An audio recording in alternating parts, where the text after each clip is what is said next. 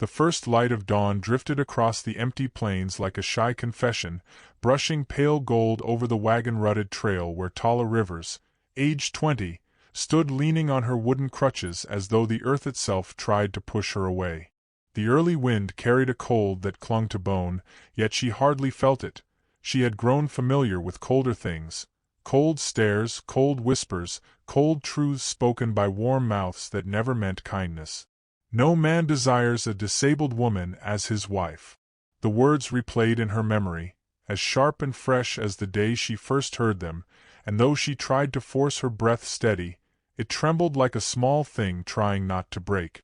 She listened to the distant hush of morning, wondering if the world would ever soften for her, when the faint rhythm of approaching hoofbeats threaded through the silence and made her heart pause mid-ache, leaving her wondering why this sound felt different from all the others before it. She did not turn. Not yet, not while she still had time to gather the scattered pieces of her pride, but the horse slowed, as if its rider sensed something fragile on the road. Dust curled around its boots, swirling like a curtain being lifted, and then a deep voice, gentle but edged with something old and lonely, drifted toward her.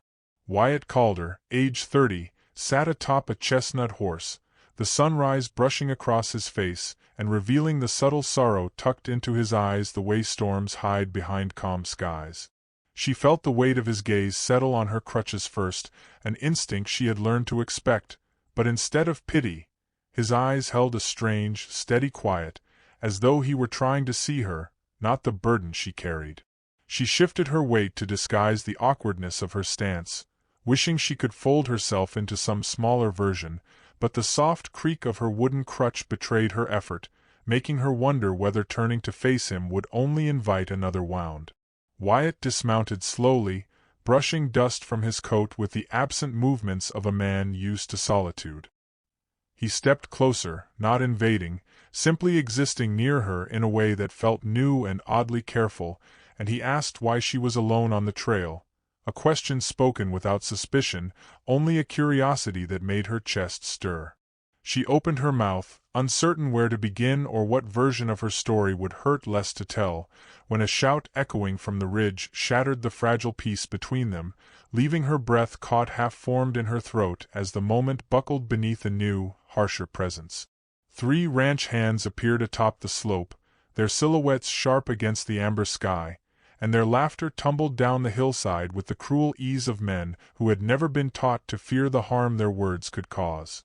One nudged the other and pointed toward her, muttering a slur she'd heard too many times to count.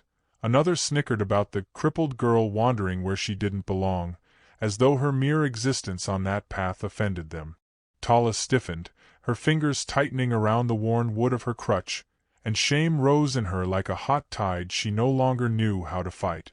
But before the heat could spill into tears, Wyatt stepped forward, not aggressively, not threatening, but with a quiet, immovable certainty that shifted the air around them.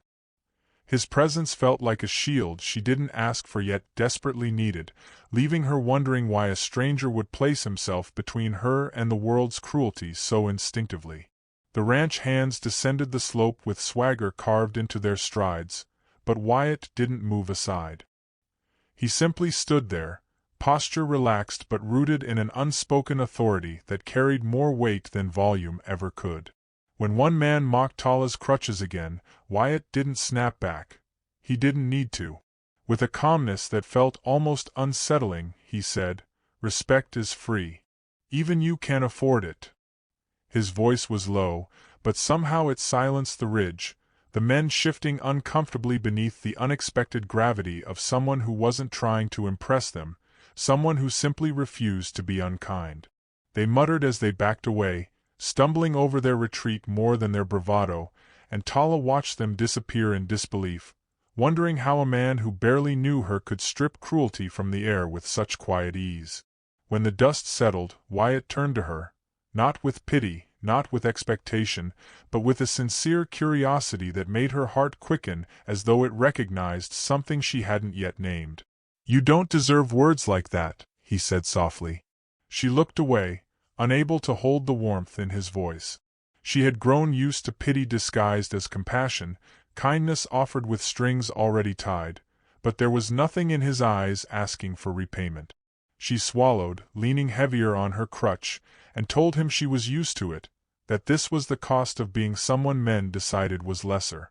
Wyatt hesitated, as though choosing his next words carefully, and then asked if there was somewhere she wanted to go, somewhere safe.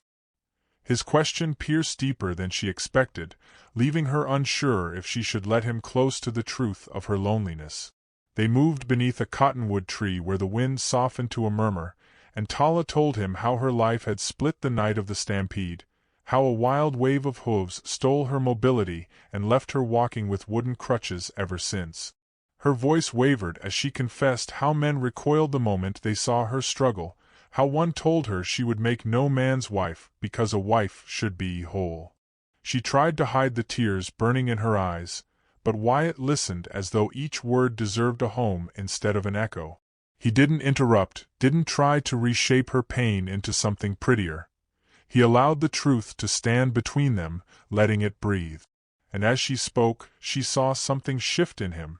Not pity, but recognition, as if he carried a wound of his own that her confession had stirred back to life. When she finished, he waited until the silence wrapped around them like a blanket before he finally spoke. "There's strength in you that most people will never understand," he said. She shook her head, but he held her gaze, gentle and unwavering. The wind quieted as if listening, and Tala wondered how this man she had known for only minutes managed to plant softness in the places inside her that had only known drought. He stepped closer, not to touch her, but to offer a moment of presence she had long forgotten how to receive, leaving her heart wondering what kind of man approached brokenness without trying to fix it. Wyatt asked her where she was headed, and when she admitted she had nowhere safe to stay, he offered his ranch. Not as charity, not as obligation, but as a place where she could rest without fear. She hesitated, imagining the gossip, the whispers, the judgments that would circle like vultures if she accepted the roof of a cowboy she barely knew. But Wyatt only shook his head and murmured, "A home that fears kindness was never a home at all." His words settled inside her like a seed, trembling but alive, and for the first time in a long while, hope nudged against her ribs. He matched his walking pace to hers as they traveled, never calling attention to the small adjustments he made, never glancing at her crutches as though they were burdens, only tools she used to move through a world that wasn't built with her in mind. She felt the warmth of his quiet patience brushing against the edges of her solitude, and she wondered if this journey would change something she had always believed could never be repaired. When they reached the ranch porch, Tala froze. A stern-faced older woman stood waiting, arms crossed, eyes sharp as flint. Wyatt introduced her as Mrs. Calder, a family friend who helped run the homestead. Her gaze swept over Tala, lingering on the crutches, and the air tightened around them. "This place has enough rumors hanging over it," Mrs. Calder said, voice clipped. "Bringing a young woman to stay will add to the talk." Tala's heart plummeted, shame blooming like a bruise.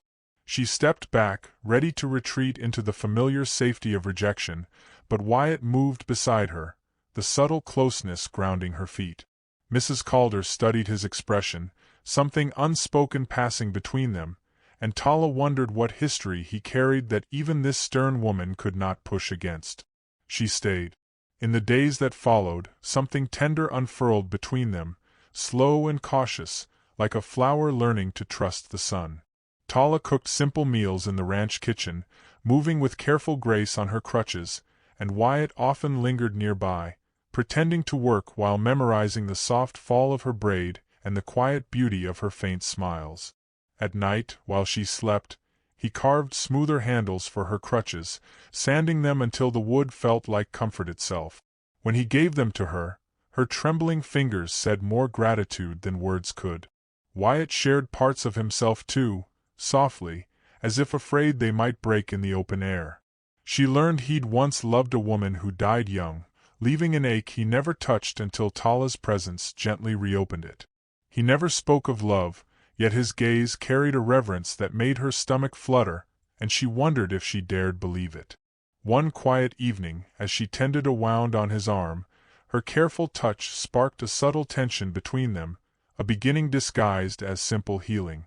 One night beneath a sky spilled with stars, Wyatt called her name in a tone that sent a shiver through her. She looked up to see him stepping closer, sadness and hope blending in his eyes. He confessed he had lived alone since loss left him hollow, but her presence filled rooms he didn't know were empty. He searched her face with a vulnerability that felt like a gift, making her wonder if she could ever feel worthy of it. Then, with a voice trembling from fear and longing, he told her he wanted to walk beside her, not ahead or behind, but at her pace, for as long as she'd allow. His words unraveled something inside her, and tears gathered as she whispered her fear that he deserved someone whole. Gently lifting her chin, he brushed away a tear and murmured, "Wholeness isn't in the body, Tala. It's in the heart. And yours is stronger than mine ever was." His proposal came softly, with no witnesses but the stars. "If you'll have me, Tala Rivers, I will spend my days proving you deserve every kind of love this world tried to deny you." She released a breath that felt like shedding an old life, and her whispering "yes" drifted between them like a promise that reshaped both their futures. Their wedding was small yet breathtaking. Tala wore a twilight blue beaded dress, her crutches wrapped in morning sky ribbon. Wyatt stood tall beside her, his hands trembling as he took hers, as though afraid to break something precious. Those who once mocked her now watched in stunned silence as she became the cherished wife of a man who loved her beyond measure. When Wyatt slid the ring onto her finger, his voice cracked, and something bright and long-buried bloomed inside her. That night, in the soft glow of their home, Tala rested in Wyatt's arms, feeling love not as a passing moment but a steady, lasting warmth. The scent of cedar wrapped around them as she listened to his heartbeat and realized her future was no longer shaped by what she lacked, but by what she had finally found. And perhaps, dear traveler, as you walk your own winding path, remember this: a life can bend without breaking, a heart can shine even after darkness, and love often finds those who once believed themselves unseen, so maybe your own tenderness is what deserves to be held gently next.